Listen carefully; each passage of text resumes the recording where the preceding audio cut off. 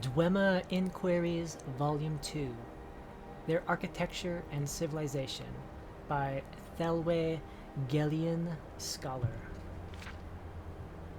The limited written record supports the perception of the Deep Elves as culturally revering the pursuits of logic and science. This stands in stark contrast to the belief system of most other Mer cultures. When we imagine a society structured around such a central ideology, it seems reasonable that prolific scholars, especially in fields such as mathematics, metallurgy, or architecture, would be elevated to social status like that of clergy in a more mystically inclined culture. The idea is supported by a fragment of Dwemer's text recovered from a colony in Skyrim, Urkgnfand, which I believe to be associated with the clan Rorkin. The original Dwemeris and my translation follow.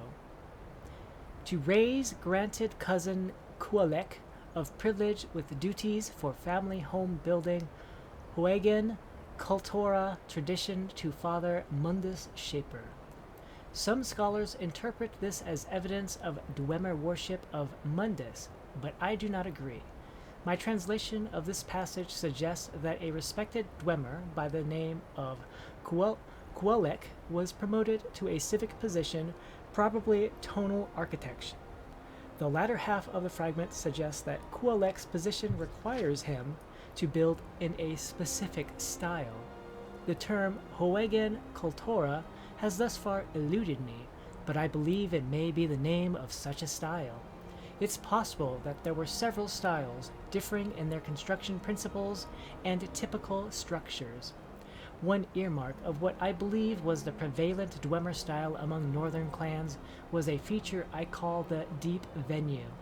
Deep venues are often characterized as being made up of one or more expansive natural caverns in which several other structures will occur. Structures within the venue may be carved from the stone itself or freely erected upon the cavern floor. The largest and most impressive venues, such as that found in Bethardams, may even feature roads wide enough for 10 large men to walk shoulder meets shoulder along it. Arcanics are typically smaller structures.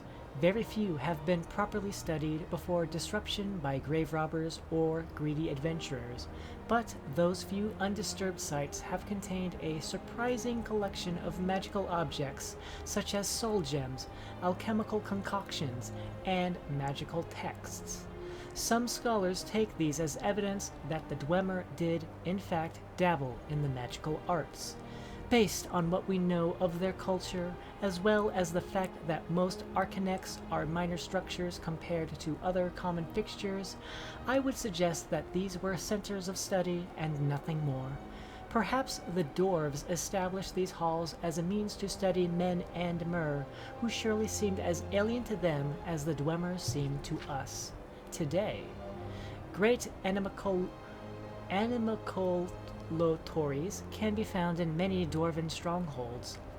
These were the factories where the centurions and various other constructs were built. I have hoped to study these chambers for clues as to the means by which these mysterious automata are given life, but those same guardians make these especially difficult and dangerous areas to explore.